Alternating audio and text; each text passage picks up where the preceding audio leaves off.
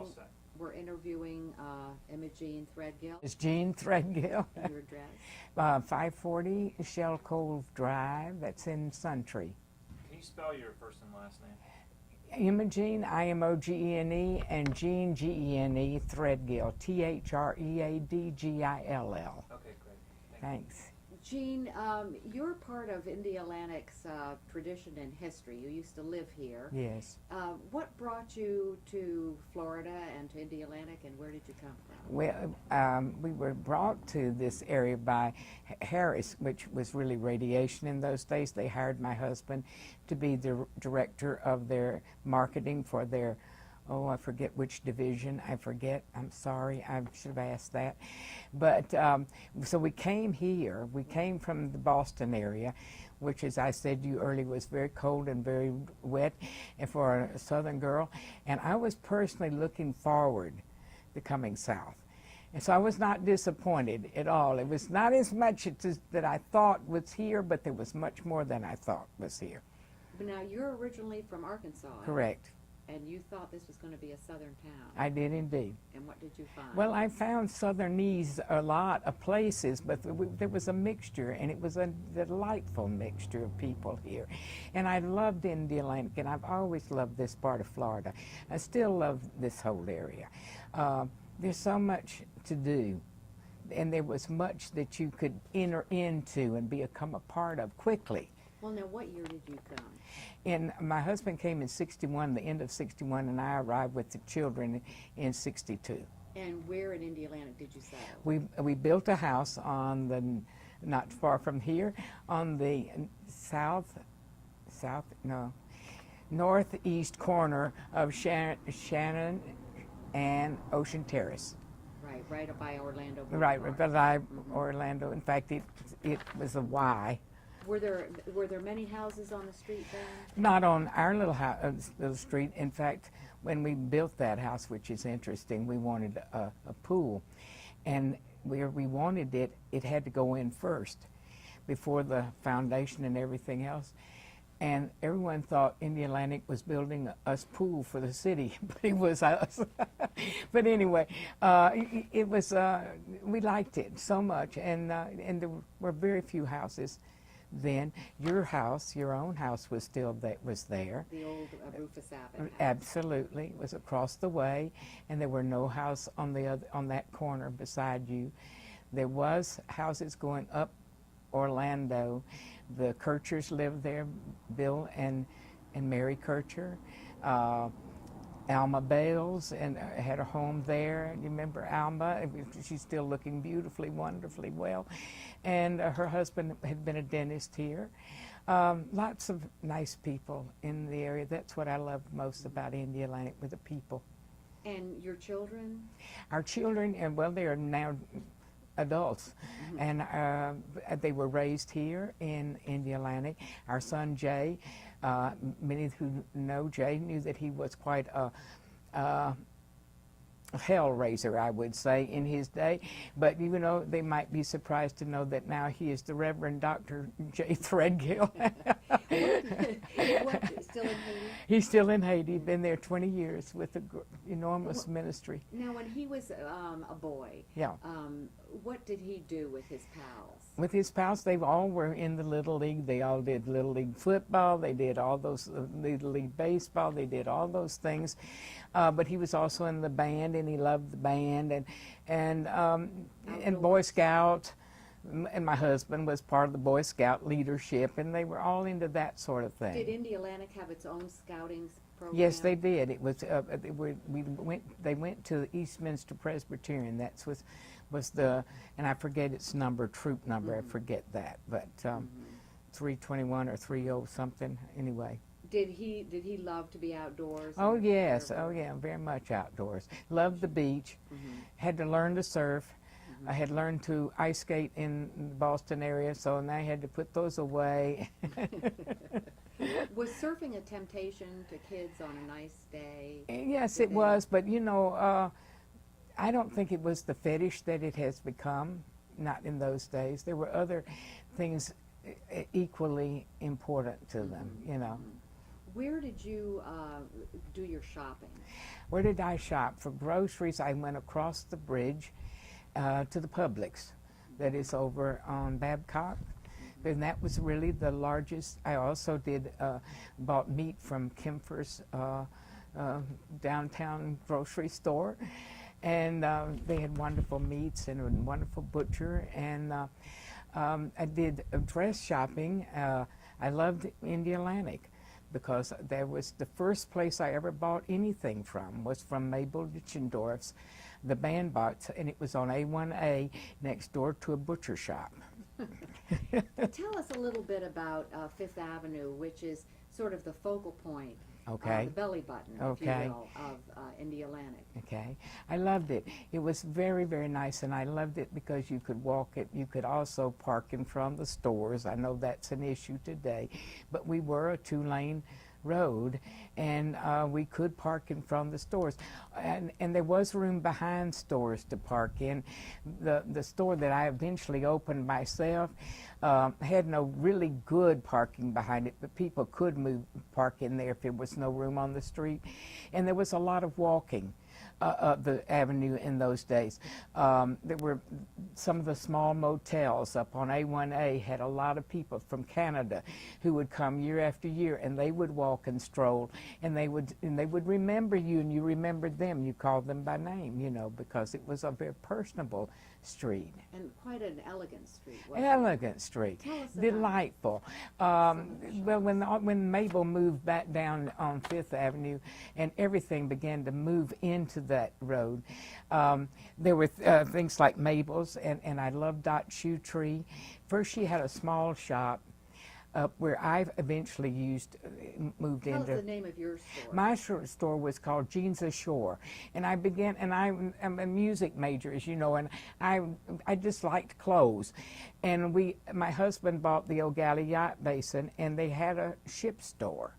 And so I got involved there, and I put in some ladies' wear, and it always went, and I was so surprised, you know. And the ladies from Indialantic would come over, and they would say, "Why don't you move to Fifth Avenue? This is too far to come," you know. And I had a lot of denim in those days. I still like denim, but it was good for this climate. And I put a lot of denim. And so my husband said, "Why don't you open a shop?" And I said, "I don't know anything about marketing." And he said, "We'll learn." And we did. We went to the Miami Merchandise Mart, and I presented myself as a neophyte. And they said, "We'll help you." And they did. They were just delightful. And so then we got very brave, and we went to the Atlantic. And then we got really brave and went to the Dallas place, and we just went around everywhere. I remember you had wonderful things. I loved them. I loved it. And so then we moved out of this little shop that had once been Dot Shoe Tree into a larger place, which had been the sample shop. Now, the lady that managed that was Hazel Della Chapa. No, not Della Chapa, that's the wrong person. Hazel what? It'll come, D'Angelo. Yes. And she opened her own shop later, Hazel's, down on Fifth Avenue on the, is that the north side of the street? Side. Yeah. And so she moved, and I moved in my larger shop. And there was a lady next to me that was moving into another larger shop, and she had it was Kim, I think her name was Kim, that ran had a beautiful oriental rings and things of that nature. And so she moved into a larger building, and my husband said, "Why don't you," because I always had a few swimwear pieces. He said, "Why don't you do that?" And I thought, well, why not? And so we went down once again to the Miami Mart and said, "We're neophytes, would you help?" And they did, and I began to carry swimwear. And that was called Jeans Beach Umbrella. And it was right next to Jeans Ashore. And that was the beginning of a really great time in my life. It was only a 10-year period. Seems like a lot was really apart. It was really But great. your clients were repeat clients? Yes, who were of course. friends? Oh, and they were friends, and they were locals.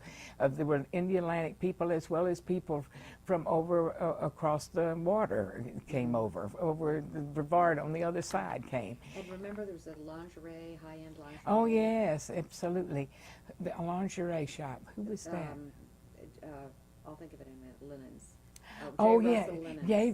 They were. I'd forgotten about that one. You remember one I didn't know. Kemp's shoe Y- salon was there for a while, wasn't it? Yes, it was, and then that became Sharon Wilkerson. She was in those days the Papagallo shop, you know. And then let's see who else was down there. Naturally, the Flowers for You was there with dear Mary Sawyer, and also Nancy Powers was on the corner where the big bank is Very now. elegant. Yes, Nancy Powers, and she also opened another shop up near me, which was a junior shop for the juniors, and it was called the Wits End. And I loved that shop. It was a great shop. We were all in our own little way competitive, but not badly competitive. We just really were friends more than we were competitors. Did you know. have any kind of a merchants association? Not really. I think they began one sort of as I was phasing out. I did go to one meeting, as I recall, but I did not become very much associated with that. I believe they did, though. The opening of the mall. Yeah. That was the kiss of death, kind of, for my portion of it, and I think a hard time for Indialantic itself. In fact, Dave, what was Dave's name that owned Hillier? Dave Hillier owned the men's store there, and Michael worked for him. Michael was his tailor. And Dave was very wise. He had been in a place just before he came here where a large mall opened, and he sold. And of course, then it became, you know, Michael's. But because he said, they will outsell you, they will put their things on sale, the very things you have, 2 months before time to do that, and it will be very difficult, and it was. And the parking also. Parking became a change because they widened the street and put the medium in, so, which made it lovely, but it made it different and difficult, you know. And a number of those stores moved to Vero, didn't they? Yes, they did. In fact, I thought of going to Vero, but by that time, I was really already 65, and I thought, I don't know that I want to continue to drive back and forth from Indialantic or Melbourne at that time, all the way down there in the daytime, and I don't know people from there that I could employ, you know, to take care of the shop. And so we just decided, no, let's just go out with a bang. We came in with a bang. Let's go out with a bang and sell out and just be glad we were part of it. You know, and we were, and I'm delighted I was. Let's stop for a minute. Okay. Large yachts, I don't, Right, you know. yeah. I mean, and so we sold a yacht to, let me think of this country western star's name. He was on, yeah, it's been on that too. Oh, why can I not think of this man's name? I can see him to this day. Describe him. I might know him. Okay, well, he's around at Nashville. We also, let me think of some of those, because there were several that came. We also very much enjoyed, at least twice a year, a visit from the lady that's husband was the motorman. The motorman. Why can't I think of those people? Never thought of The those. motorman for what? What? Evan Rood. Oh, Evan Rood. Oh, right. And he married the singer. Yeah, that was right, and with- they have their place down in Langstaff. What was her? No. Langford. Langford. Yes. What was her? Langford. Frances Langford. And She she'd been came. a silent movie Yeah. star, Yeah. right? Well, she was a Which is singer with Bob singer, Hope a yeah. lot, and you know, mostly came to fame with Yeah. Bob Hope. That's Yeah. how she got started. And then, but she married Mr. Langford. Yeah. I mean, not Langford, Evan Rood. Evan Rood, yeah. Come on, Gene. And They lived down in, what is it, below Somewhere down Vero, near Ju- Yeah, um, Jupiter, somewhere going somewhere down. in that area, Yeah. and had the 100, and their yacht was 108 feet or 120 something feet. Mhm. And the only place they could dock in those days was the old Galliot Basin, because we had the long That's darks. interesting, actually. I mean, Mhm. yeah. Okay, so we'll ask about, and do you ever have any shoplifting or any? Roy Clark is his name. Oh, The- Roy the- Clark, Okay. Yeah, Roy Clark, okay. And then, did you ever have any interaction with the police because of anything? And the only interaction I had was with my son, and I really don't want to Or go into that. Right, Okay. okay.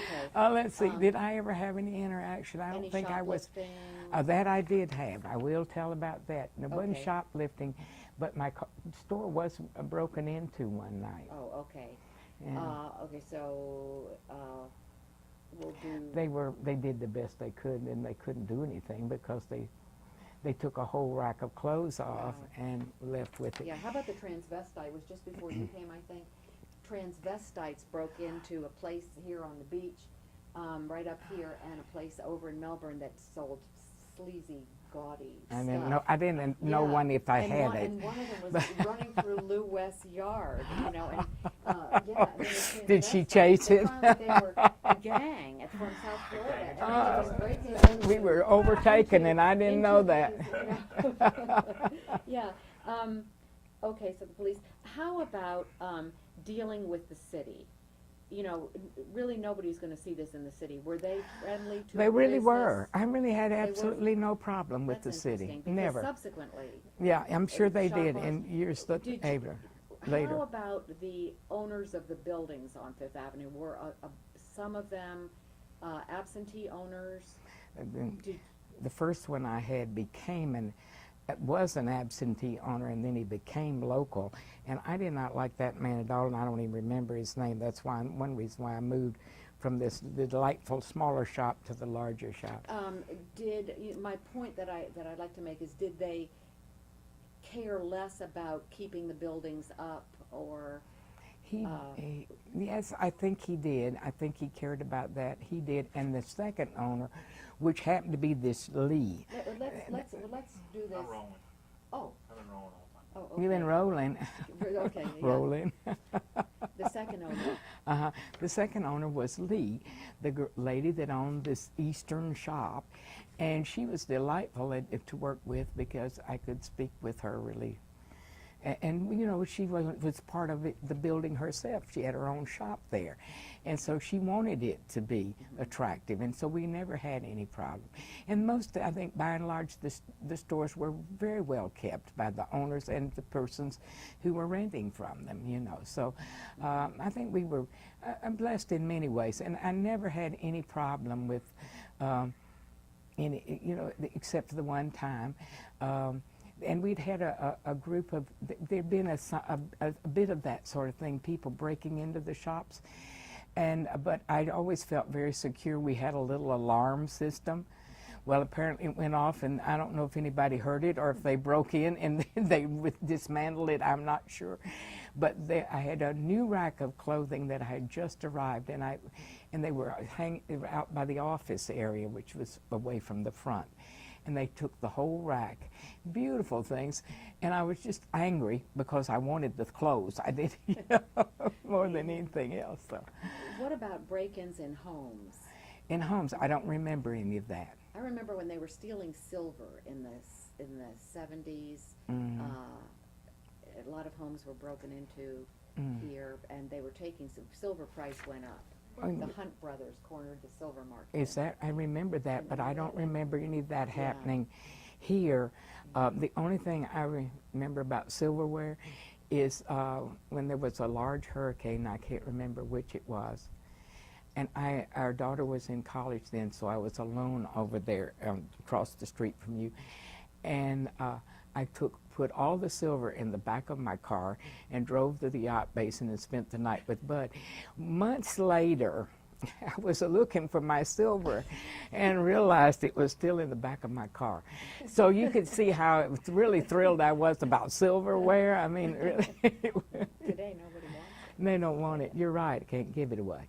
Yeah. But You've been involved in so many of the civic associations, the cultural life of Brevard, where women from Indialantic and men from Indialantic mingle with people from the other beachside communities in Melbourne. Tell us a little bit about some of those activities. The first thing I joined here, which was rather quickly, because there wasn't an enormous amount of things for women to do other than have your children involved in various sports and swim meets and that sort of thing, and they were taking golf lessons, so you did a lot of chauffeuring. But the first thing I joined was the Panhellenic Association of South Brevard. It's not called that now, but I enjoyed that thoroughly. But then on the civic side, being a music major, someone encouraged me to help with the Civic Music Association, and I did, and for a number of years. What did civic music do? We contracted with New York, the booking offices in New York, what was his name? Saul Hurark, his office, and he would send us those people who were apt to be touring in our close enough to us, or if it were a pianist, that's not a problem, you know. Lily Pons came Absolutely, here. We had. The thing I loved and was the most proud of is that we were able to bring the Detroit Symphony into this area on their way to Miami, and that was a coup, almost a coup for us, because they didn't even go to Orlando. We also were able to have Robert Merrill came and sang. We had Jerome Hines, just charming people, and always that precious Dak Frazier would have a reception. Hilton Frazier's mother would have a reception afterwards for these people, and they came and mingled with all of us and chatted with us as though we were old friends, and it was really great fun. I loved it. And there were lots of we had Franti and Taisha, the pianists that still tour, and many different persons. And you were involved with the hospital too. Not very much, just a wee bit. I think I tried out with a Pink Lady for a very short while, but I also was involved got involved with the Brevard Symphony, and that was a great deal of time was spent on that. And I'm so proud of the symphony today.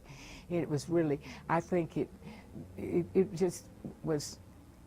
It was nurtured well in this county and received well. And I loved everything I did for them as well. So lots of women here locally gave much of their time and much of their efforts for the hospital, for cultural things. Before women worked, as right. a matter of course, they did, didn't they? Absolutely. And they also a lot of bridge playing. Oh, a lot of bridge playing. I love it. And, but I gave it up, when I got older. And now I only play with myself on the computer. On a computer.